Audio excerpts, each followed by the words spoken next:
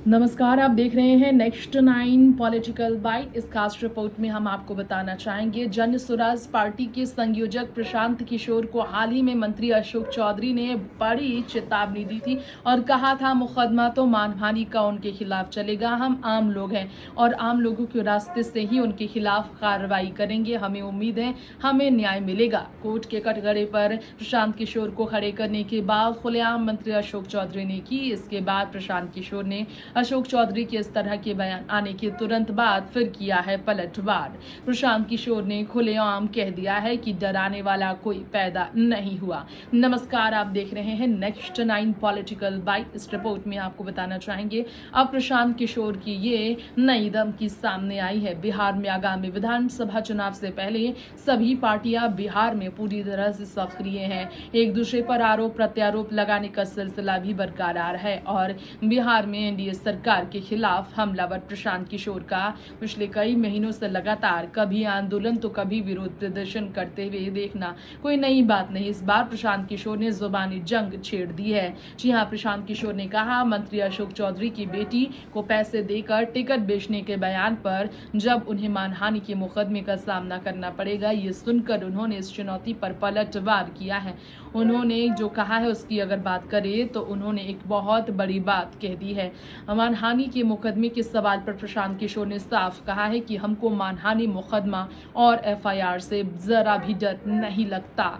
कोई भी पैदा नहीं हुआ जो मुझे मुकदमा और मानहानि के मुकदमे और एफआईआर से डरा सके। जिनका आप नाम ले रहे हैं वो जितनी बार चाहे मानहानि और एफआईआर दर्ज करा दे। प्रशांत किशोर किसी से डरने वाला नहीं है, ये कहना है प्रशांत किशोर का। उन्हें जेल भेजा जाए, गिरफ्तार किया जाए या फिर कानून के कचहरी में चक्कर लगाने पड़े, वो हर चीज के लिए राजी है। पीके ने आगे कहा, क्या हम कोई बालू शराब माफिया है? किसी सरकारी पद पर है? डंकी की चोट पर 3 साल से अभियान चला रहे हैं। अभी हम यहाँ पर साफ तौर पर ये कहना चाहेंगे कि अभी हम यहाँ आए हैं और देख लीजिए हमारे साथ एक हवलदार तक नहीं है। जिस बिहार में लोग मुखिया बनने के बाद 4 गनमैन सुरक्षा के नाम पर लेकर घूमते हैं, हमें किस बात का डर आप देख सकते हैं। उसी बिहार में 3 साल से पैदल चल रहा हूँ और एक सिपाही तक नहीं लिया, हमें किसी का डर नहीं है, ये कहना है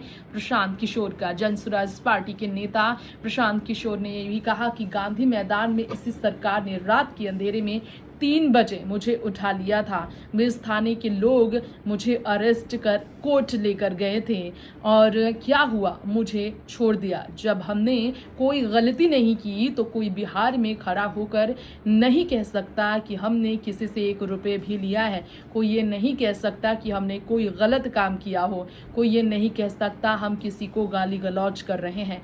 हमने अपने दिमाग से, मेहनत से पैसे कमाए हैं, चोरी छुपे या गलत काम करके नहीं।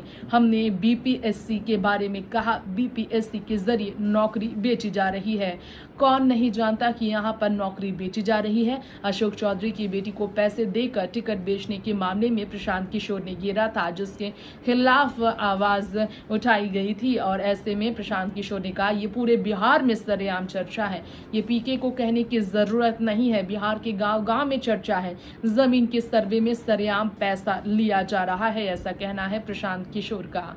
वहीं आपको बताना चाहेंगे, हमारे इस रिपोर्ट में एक तरफ प्रशांत किशोर का जोरदार हंगामा जारी है तो दूसरी ही तरफ बिहार विधानसभा चुनाव से पहले तेजस्वी यादव भी पूर्ण रूप से सक्रिय हैं। तेजस्वी यादव, जिनका नाम महागठबंधन में सीएम कैंडिडेट को लेकर अब तक पूर्ण रूप से घोषित नहीं हुआ और ना ही उनके नाम पर मोहर लगी है, वो किस तरह कर रहे हैं तैयारियां एनडीए सरकार को हराने का, इसकी बात करें तो तेजस्वी यादव और जनताओं के बीच जा रहे हैं, सभाएं कर रहे हैं।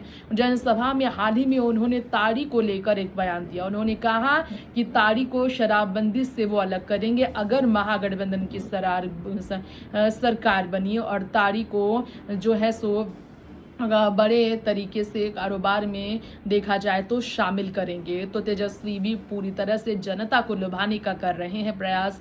जुमले की हो गई है बिहार में आगामी विधानसभा चुनाव से पहले ही खास तौर पर तैयारियां। इसके अलावा नीतीश कुमार की बात करें तो नीतीश कुमार ने किस तरीके से लगातार प्रधानमंत्री नरेंद्र मोदी के आगमन के बाद एनडीए को मजबूत करते हुए जेडीयू और भाजपा को पूर्ण रूप से आगे बढ़ाया है और कैसे खुद को नेतृत्व के काबिल साबित करने का प्रयास किया और कैसे उनके बेटे निशांत भी लगातार राजनीति में सक्रियता दिखाते हुए पिता के नाम पर वोट की मांग कर रहे हैं, ये भी सभी देख रहे हैं। इसके अलावा हम बात करें अगर बिहार में आगामी विधानसभा चुनाव को लेकर तो कांग्रेस और राजद में खींचतान की खबरों ने काफी जोर पकड़ा है। जब से सचिन पायलट ने तेजस्वी यादव को लेकर यह दावा किया कि आगामी चुनाव के नतीजे आने के बाद ही महागठबंधन की सरकार बनती है तो तय किया जाएगा सभी दलों की तरफ से हाईकमान की ओर से कि कौन होगा सीएम। उन्होंने तेजस्वी के नाम पर मोहर तभी नहीं लगाया।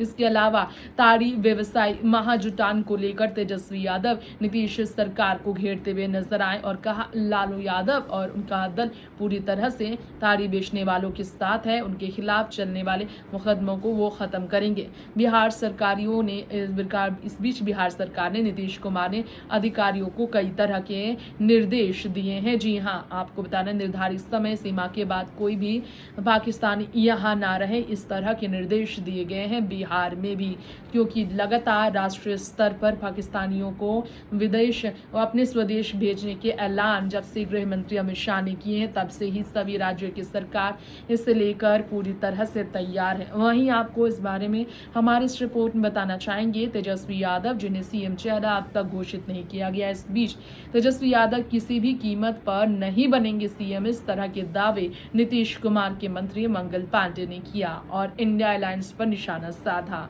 उन्होंने पहलगाम आतंकी हमले पर बात करते हुए इस घटने को लेकर आक्रोश जताते हुए कई पहल की बात कही और इसी बीच उन्होंने बिहार के आगामी विधानसभा चुनाव को लेकर इंडिया गठबंधन को लेकर बात रखी बड़ी। जी हाँ, उन्होंने कहा इंडिया गठबंधन तो झगड़ा बहुत खुलेआम करता है। आरजेडी तेजस्वी यादव को अपना नेता बताती है और 32 साल की उम्र में 52 संपत्तियों के मालिक है तेजस्वी। वो बेल पर हैं जिन पर आय से अधिक संपत्ति का मामला दर्ज है और चल भी रहा है। अब कोई भी कई तरह के आरोप उनके खिलाफ है, उनके परिवार पर लगे हैं, तो भला वो सीएम कैसे बनेंगे।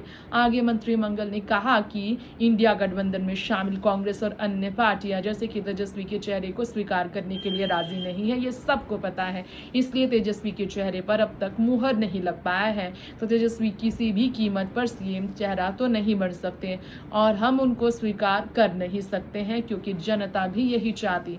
और इसके अलावा मंत्री मंगल पांडे ने यहीं पर पहलगाम हमले को लेकर दुख जाहिर किया और पीएम मोदी को लेकर भी अपना समर्थन बताते हुए कहा भारत की आत्मा पर हमला हुआ है, मोदी जी ने बिल्कुल सही कहा। इसके अलावा आपको बताना चाहेंगे बिहार के बारे में, इस वक्त आरजेडी का पोस्टर वॉर भी प्रधानमंत्री नरेंद्र मोदी और सीएम नीतीश कुमार के खिलाफ बरकरार है। जी हाँ, आपको बताना चाहेंगे हमारे इस रिपोर्ट में आरजेडी का पोस्टर वार, पीएम मोदी और सीएम नीतीश कुमार पर बोलता हुआ हमला जनता सब याद रखेगी कहकर आरजेडी ने पोस्टर वॉर किया है। बिहार में युवाओं को लेकर, रोजगार के मुद्दे को लेकर, पलायन के मुद्दे को लेकर महागठबंधन ने लगातार एनडीए सरकार पर हमला बोला है और इसी को लेकर ही एनडीए और राष्ट्रीय जनता दल के बीच पोस्टर वॉर का जंग पटना में आरजेडी कार्यालय के बाहर मोदी जी और नीतीश कुमार के खिलाफ निशाने के साथ साझा किया जा रहा है। इस वक्त इस खास रिपोर्ट में इतना ही। तमाम देश दुनिया की ऐसी ही खबरों के लिए देखते रहें नेक्स्ट 9 पॉलिटिकल बाइट। नमस्कार।